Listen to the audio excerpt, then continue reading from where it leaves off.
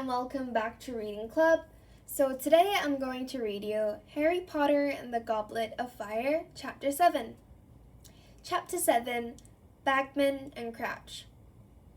Harry disentangled himself from Ron and got to his feet. They had arrived on what appeared to be a deserted stretch of misty moor. In front of them was a pair of tired and grumpy-looking wizards, one of whom was holding a large gold watch, the other a thick roll of parchment and a quill. Both were dressed as muggles, though very inexpertly. The man with the watch wore a tweed suit with thigh-length galoshes. His colleague, a kilt and a poncho. "Morning, Basil," said Mr. Weasley, picking up the boot and handing it to the kilted wizard, who threw it into a large box of used portkeys beside him. Harry could see an old newspaper, an empty drinks can, and a punctured football. "Hello there, Arthur," said Basil wearily. "Not on duty, eh? It's all right for some. We've been here all night. You'd better get out of the way. We've got a big party coming in from the Black Forest at 5:15. Hang on, I'll find your campsite. Weasley. He consulted his parchment list. "About a quarter of a mile's walk over there. First field you come to. Site manager's called Mr. Roberts. Diggory, second field, ask for Mr. Payne." "Thanks, Basil," said Mr. Weasley, and he beckoned everyone to follow him. They set off across the deserted moor, unable to make out much through the mist. After about 20 minutes, a small stone cottage next to a gate swam into view.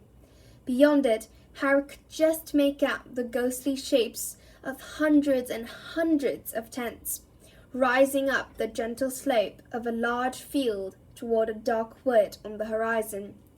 They said goodbye to the Diggories and approached the cottage door. A man was standing in the doorway, looking out at the tents. Harry knew at a glance that this was the only real Muggle for several arcs. When he heard their footsteps, he turned his head to look at them. "Morning," said Mr. Weasley brightly. "Morning," said the Muggle. "Would you be Mr. Roberts?" "Aye, I would," said Mr. Roberts. "And who are you?" "Weasley, 2 tents, booked a couple of days ago." "Aye," said Mr. Roberts, consulting a list tacked to the door. "You've got a space up by the wood there. Just the one night?" "That's it," said Mr. Weasley. "You'll be paying now, then?" said Mr. Roberts. Right, certainly," said Mr. Weasley. He retreated a short distance from the cottage and beckoned Harry toward him. "Help me, Harry," he muttered, pulling a roll of Muggle money from his pocket and starting to peel the notes apart. "This one's a 10. Yes, I see the little number on it now. So this is a 5? A 20. Harry corrected him in an undertone, uncomfortably aware of Mr. Roberts trying to catch every word. Yes, so it is. I don't know these little bits of paper." "You foreign?" said Mr. Roberts, as Mr. Weasley returned with the correct notes. "Foreign?" repeated Mr. Weasley, puzzled. "You're not the first one who's had trouble with money," said Mr. Roberts, scrutinizing Mr. Weasley closely. "I had 2 try and pay me with great gold coins the size of hubcaps 10 minutes ago." "Did you really?" said Mr. Weasley nervously. Mr. Roberts rummaged around in a tin for some change. "Never been this crowded," he said suddenly, looking out over the misty field again. "Hundreds of pre-bookings. People usually just turn up." "Is that right?" said Mr. Weasley, his hand held out for his change, but Mr. Roberts didn't give it to him. "Aye," he said thoughtfully. "People from all over. Loads of foreigners. And not just foreigners. Weirdos, you know. There's a bloke walking round in a kilt and a poncho." "Shouldn't he?" said Mr. Weasley anxiously. "It's like some sort of, some sort of rally," said Mr. Roberts. "They all seem to know each other, like a big party."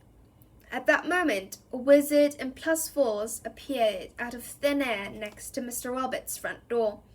"Obliviate," he said sharply, pointing his wand at Mr. Roberts. Instantly, Mr. Roberts' eyes slid out of focus. His brows unknitted, and a look of dreamy unconcern fell over his face. Harry recognized the symptoms of one who had just had his memory modified. "A map of the campsite for you," Mr. Roberts said placidly to Mr. Weasley, "and your change." "Thanks very much," said Mr. Weasley. The wizard and +4s accompanied them towards the gate to the campsite. He looked exhausted. His chin was blue with stubble, and there was deep purple shadows under his eyes. Once out of earshot of Mr. Roberts, he muttered to Mr. Weasley, "Been having a lot of trouble with him. Needs a memory charm 10 times a day to keep him happy. And Ludo Bagsman's not helping. Trotting about, talking about bludgers and quaffles at the top of his voice. Not a worry about anti-Muggle security. Blimey, I'll be glad when this is over. See you later, Arthur." He disapparated. "I thought Mr. Bagman was head of magical games and sports," said Ginny, looking surprised. "He should know better than to talk about bludgers near Muggles, shouldn't he?" "He should," said Mr. Weasley, smiling, and leading them through the gates into the campsite. "But Ludo's always been a bit, lax about security. You couldn't wish for a more enthusiastic head of the sports department, though. He played Quidditch for England himself, you know, and he was the best beater the Wimborne Wasps ever had." They trudged up the misty fields between long rows of tents. Most looked almost ordinary. Their owners had clearly tried to make them as Muggle-like as possible, but had slipped up by adding chimneys or bell pulls or weather vanes. However, here and there was a tent so obviously magical that Harry could hardly be surprised that Mr. Roberts was getting suspicious. Halfway up the field stood an extravagant confection of striped silk like a miniature palace, with several live peacocks tethered at the entrance. A little farther on they passed a tent that had 3 floors and several turrets.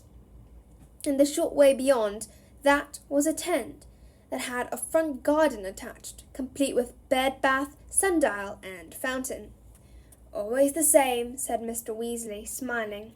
"We can't resist showing off when we get together. Ah, here we are. Look, this is us." They had reached the very edge of the wood at the top of the field, and here was an empty space with a small sign hammered into the ground that read, "Weasley." "Couldn't have a better spot," said Mr. Weasley happily. "The field is just on the other side of the wood there. We're as close as we could be." He hoisted his backpack from his shoulders. "Right," he said excitedly. "No magic allowed, strictly speaking, not when we're out in these numbers on Muggle land. We'll be putting these tents up by hand. Shouldn't be too difficult. Muggles do it all the time. Here, Harry, where do you reckon we should start?" Harry had never been camping in his life. The Dursleys had never taken him on any kind of holiday, preferring to leave him with Mrs. Fig, an old neighbour. However, he and Hermione worked out where most of the poles and pegs should go, and though Mr. Weasley was more of a hindrance than a help, because he got thoroughly overexcited when it came to using the mallet, they finally managed to erect a pair of shabby 2-man tents.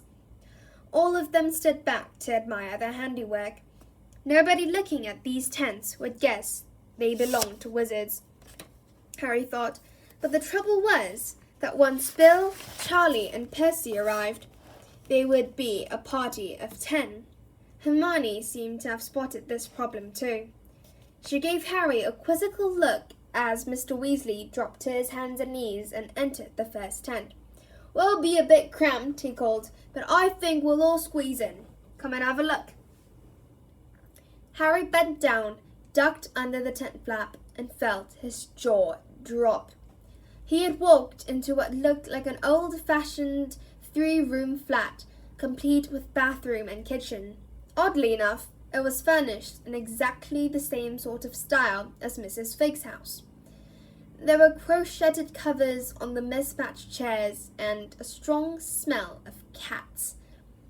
"Well, it's not for long," said Mr. Weasley, mopping his bald patch with a handkerchief and peering in at the 4 bunk beds that stood in the bedroom.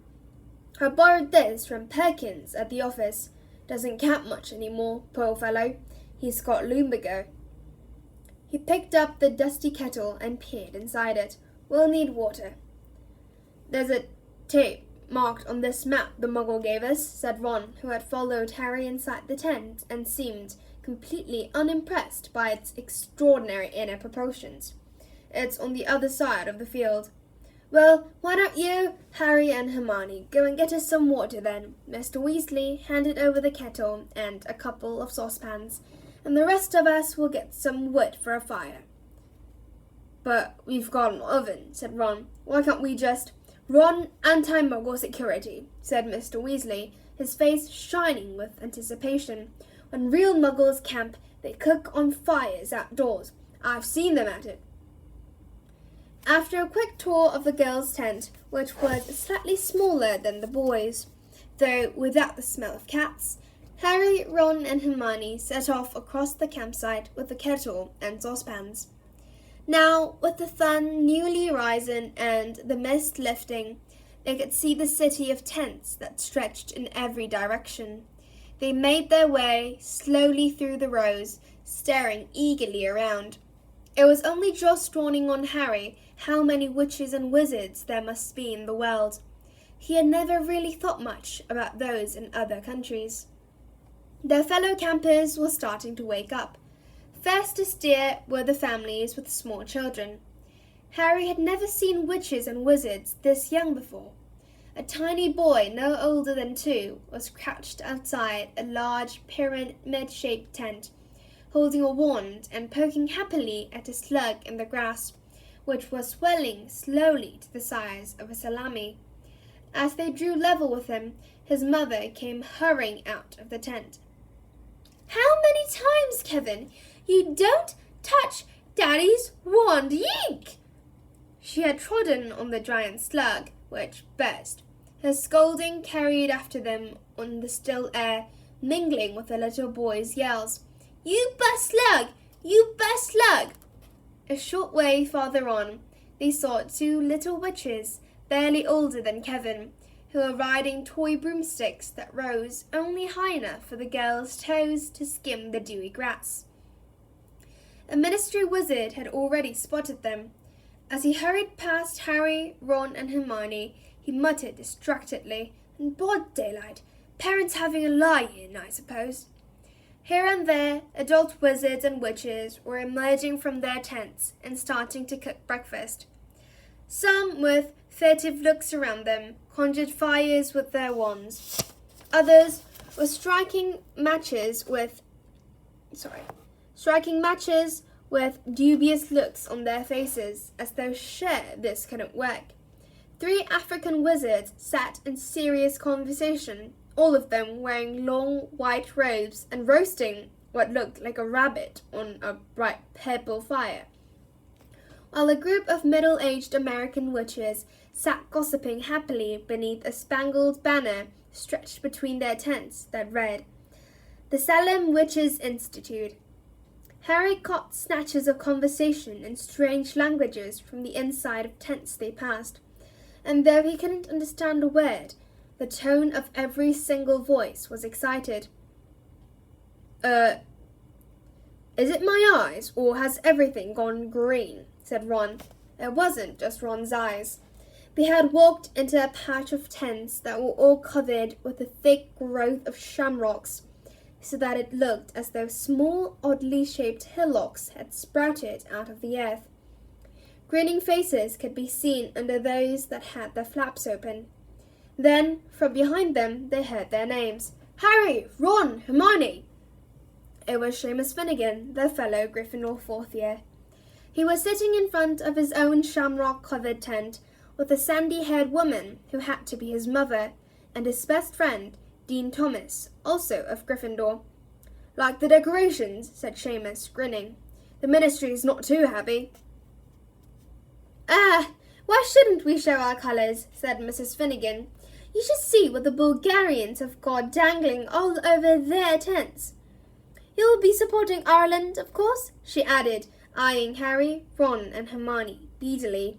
When they had assured her that they were indeed supporting Ireland, they set off again, though, as Ron said, like we'd see anything else surrounded by that lot. I wonder what the Bulgarians have got dangling all over their tents, said Hermione. Let's go and have a look, said Harry, pointing to a large patch of tents upfield, where the Bulgarian flag, white, green, and red, was fluttering in the breeze. The tents here had not been bedecked with plant life, but each and every one of them had the same poster attached to it, a poster of a very Shelley face with heavy black eyebrows. The picture was, of course, moving, but all it did was blink and scowl. Crumb, said Ron quietly. What? Said Hermione. Crumb, said Ron. Victor Crumb, the Bulgarian seeker. He looks really grumpy, said Hermione, looking around at the many crumbs blinking and scowling at them. Really grumpy? Ron raised his eyes to the heavens. Who cares what he looks like? He's unbelievable. He's really young, too. Only just 18 or something. He's a genius. You wait until tonight, you'll see. There was already a small queue for the tap in the corner of the field. Harry, Ron, and Hermione joined it, right behind a pair of men who were having a heated argument. One of them was a very old wizard who was wearing a long, flowery nightgown. The other was clearly a ministry wizard, who was holding out a pair of pinstripe trousers and almost crying with exasperation. Just put them on, Archie. There's a good chap. You can't walk around like that. The muggle at the gate's already getting suspicious. I bought this in a muggle shop, said the old wizard stubbornly. Muggles wear them. Muggle women wear them, Archie, not the men. They wear these, said the ministry wizard, and he brandished the pinstripe trousers. I'm not putting them on, said old Archie in indignation. I like a healthy breeze round my privities, thanks. Hermione was overcome with such a strong fit of the giggles at this point that she had to duck out of the queue and only returned when Archie had collected his water and moved away.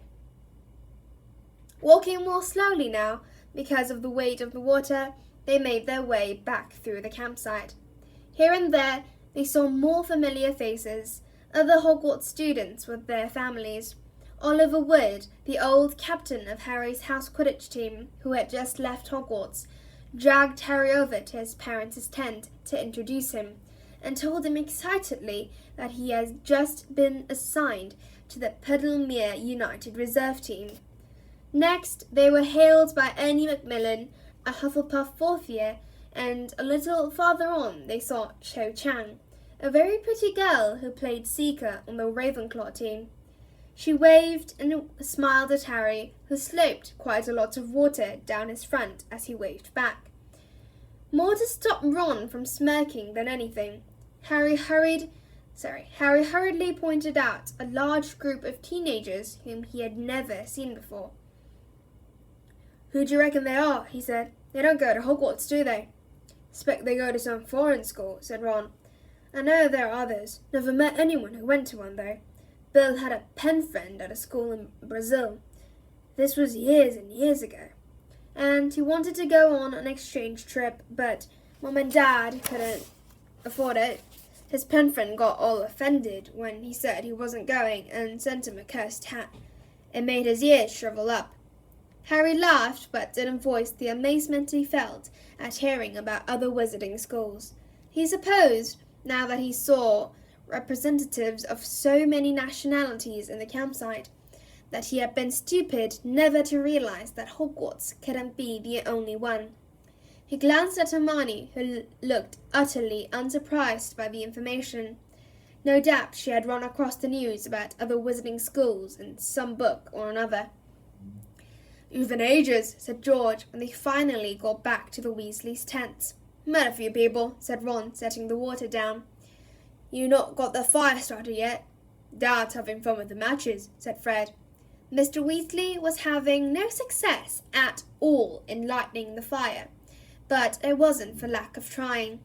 Splintered matches littered the ground around him, but he looked as though he was having the time of his life. "Oops," he said, as he managed to light a match and promptly dropped it in surprise. "Come here, Mr. Weasley," said Hermione kindly, taking the box from him and showing him how to do it properly. At last they got the fire lit, though it was at least another hour before it was hot enough to cook anything. There was plenty to watch while they waited, however. Their tent seemed to be pitched right alongside a kind of thoroughfare to the field, and Ministry members kept hurrying up and down it, greeting Mr. Weasley cordially as they passed. Mr. Weasley kept up a running commentary, mainly for Harry's and Hermione's benefit. His own children knew too much about the Ministry to be greatly interested. That was Cuthbert Mockridge, head of the Goblin Liaison Office. Here comes Gilbert Wimple. He's with the Committee on Experimental Charms. He's had those horns for a while now. Hello, Arnie. Arnold Pisgood. He's an oblivitator, member of the Accidental Magical Reversal Squad, you know. And that's Broad and Croaker, they're unspeakables. They're what? From the Department of Mysteries, top secret, no idea what they get up to. At last the fire was ready, and they had just started cooking eggs and sausages when Bill, Charlie, and Percy came strolling out of the woods toward them. "Just apparated, Dad," said Percy loudly. "Ah, excellent. Lunch." They were halfway through their plates of eggs and sausages when Mr. Weasley jumped to his feet, waving and grinning at a man who was striding toward them. "Aha!" he said. "The man of the moment. Ludo." Ludo Bagman was easily the most noticeable person Harry had seen so far, even including old Archie in his flowered nightdress. He was wearing long Quidditch robes and thick horizontal stripes of bright yellow and black. An enormous picture of a wasp was splashed across his chest. He had the look of a powerfully built man gone slightly to seed. The robes were stretched tightly across a large belly he surely had not had in the days when he had played Quidditch for England. His nose was squashed, probably broken by a stray bludger, Harry thought, but his round blue eyes, short blonde hair, and rosy complexion made him look like a very overgrown schoolboy. "Ahoy there!" Bagman called happily. He was walking as though he had springs attached to the bells of his feet, and was plainly in a state of wild excitement. "Arthur, old man," he puffed as he reached the campfire. "What a day, eh? What a day! Could we have asked for more perfect weather? A cloudless night coming, and hardly a hiccough in the arrangements. Not much for me to do." Behind him, a group of haggard-looking Ministry wizards rushed past, pointing at the distant evidence of some sort of a magical fire that was sending violet sparks 20 feet into the air. Percy hurried forward with his hand outstretched. Apparently, his disapproval of the way Ludo Bagman ran his department did not prevent him from wanting to make a good impression. "Ah, yes," said Mr. Weasley. "This is my son, Percy. He's just started at the Ministry. And this is Fred. No, George. Sorry, that's Fred. Bill, Charlie, Ron, my daughter, Ginny, and Ron's friends, Hermione Granger and Harry Potter." Bagman did the smallest of double takes when he heard Harry's name, and his eyes performed the familiar flick upward to the scar on Harry's forehead. "Everyone," Mr. Weasley continued, "this is Ludo Bagman. You know who he is. It's thanks to him we've got such good tickets." Bagman beamed and waved his hand as if to say it had been nothing. "Fancy a flutter on the match, Arthur?" he said eagerly, jingling what seemed to be a large amount of gold in the pocket of his yellow and black robes. "I've already got Rhodey Potner betting me Bulgaria will score first. I offered him nice odds, considering Ireland's front three are the strongest I've seen in years. And little Agatha Timms had put up half shares in an eel farm on a week-long match." "Oh, go on then," said Mr. Weasley. "Let's see. A galleon on Ireland to win? A galleon? Ludo Bagman looked slightly disappointed, but recovered himself. Very well, very well. Any other takers? They're a bit young to be gambling, said Mr. Weasley. Molly wouldn't like. We'll bet 37 galleons, 15 sickles, 3 nuts, said Fred, as he and George quickly pooled all their money. That Ireland wins, but Victor Crumb gets the snitch. Oh, and we'll throw in a fake wand. You don't want to go showing Mr. Bagman rubbish like that. Percy hissed, but Bagman didn't seem to think the wand was rubbish at all. On the contrary, his boyish face shone with excitement as he took it from Fred, and when the wand gave a loud squawk and turned into a rubber chicken, Bagman roared with laughter. Excellent! I haven't seen one that convincing in years. I'd pay 5 galleons for that. Percy froze in an attitude of stunned disapproval. Boys, said Mr. Weasley under his breath, I don't want you betting. That's all your savings. Your mother.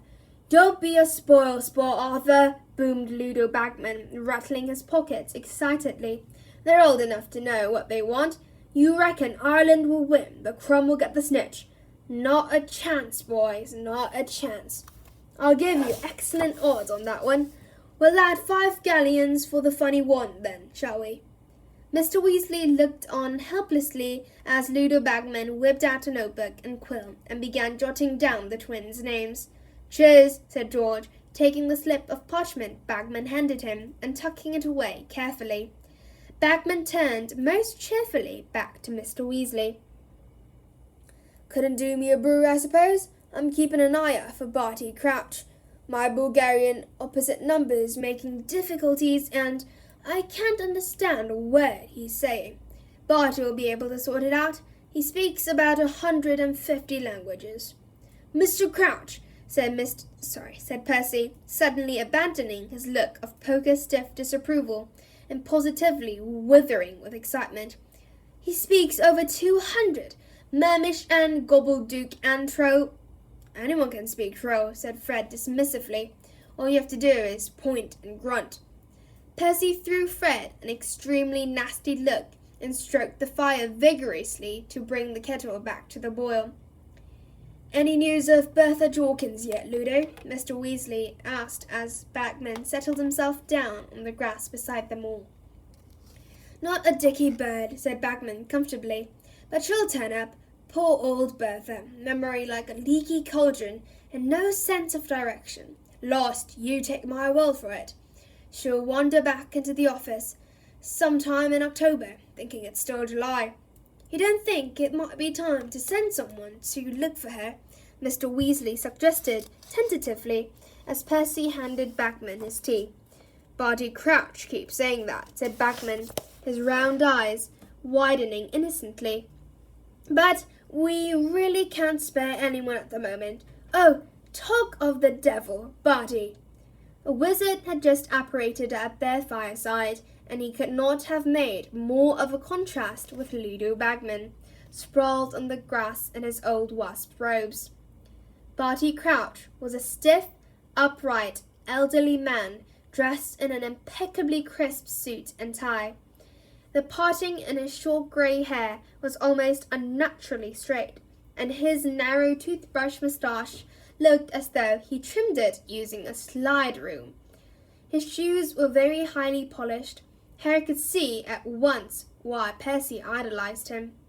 Percy was a great believer in rigidly following rules, and Mr. Crouch had complied with the rule about muggle dressing so thoroughly that he could have passed for a bank manager. Harry doubted even Uncle Vernon would have spotted him for what he really was. Pull up a bit of grass, Barty, said Ludo brightly, patting the ground beside him. No, thank you, Ludo, said Crouch, and there was a bit of impatience in his voice. I've been looking for you everywhere. The Bulgarians are insisting we add another 12 seats to the top box.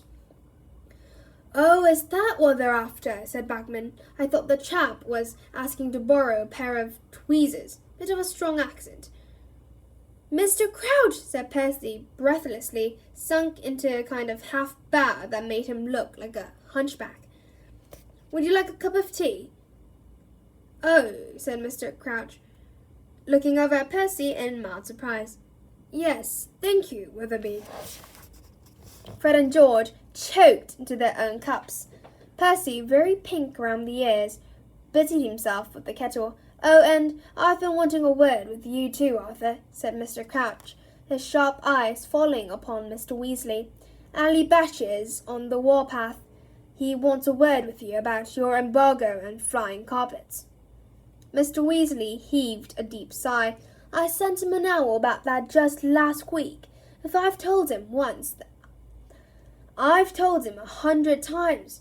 Carpets are defined as a Muggle artifact by the Registry of Prescribed Charmable Objects, but will he listen?" "I doubt it," said Mr. Crouch, accepting a cup from Percy. "He's desperate to export here." "Well, they'll never replace brooms in Britain, will they?" said Bagman. "Ali thinks there's a niche in the market for a family vehicle," said Mr. Crouch. "I remember my grandfather had an Amistad that could seat 12, but that was before carpets were banned, of course." He spoke as though he wanted to leave nobody in any doubt that all his ancestors had abided strictly by the law. "So, been keeping busy, Body?" said Bagman breezily. "Fairly," said Mr. Crouch dryly. "Organising portkeys across 5 continents is no mean feat, Ludo." "I expect you'll both be glad when this is over," said Mr. Weasley. Ludo Bagman looked shocked. "Glad? I don't know when I've had more fun. Still, it's not as though we haven't got anything to look forward to, eh, Barty, eh? Plenty left to organise, eh?" Mr. Crouch raised his eyebrows at Bagman. "We've agreed not to make the announcement until all the details." "Oh, details," said Bagman, waving the word away like a cloud of midges. "They've signed, haven't they? They've agreed, haven't they? I bet you anything these kids'll know soon enough anyway. I mean, it's happening at Hogwarts." "Ludo, we need to meet the Bulgarians, you know," said Mr. Crouch sharply, cutting Bagman's remarks short. "Thank you for the tea, Witherby." He pushed his undrunk tea back at Percy and waited for Ludo to rise. Bagman struggled to his feet, swaggering down the last of his tea, the gold in his pockets, chinking merrily. "See you all later," he said. "You'll be up in the top box with me. I'm commentating." He waved. Barty Crouch nodded curtly, and both of them disapparated. "What's happening at Hogwarts, Dad?" said Fred at once. "What were they talking about?" "You'll find out soon enough," said Mr. Weasley, smiling.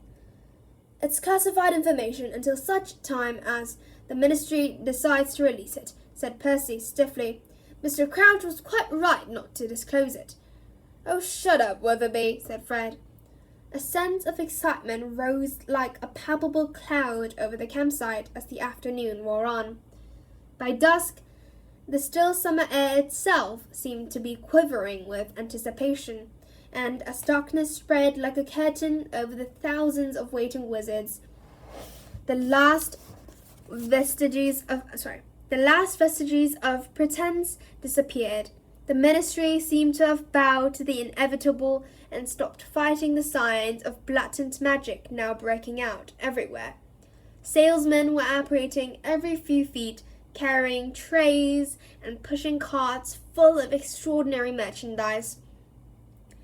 There were luminous rosettes, green for Ireland, red for Bulgaria, which were squealing the names of the players, pointed green hats bedecked with dancing shamrocks, Bulgarian scarves adorned with lions that really roared, flags from both countries that played their national anthems as they were waved.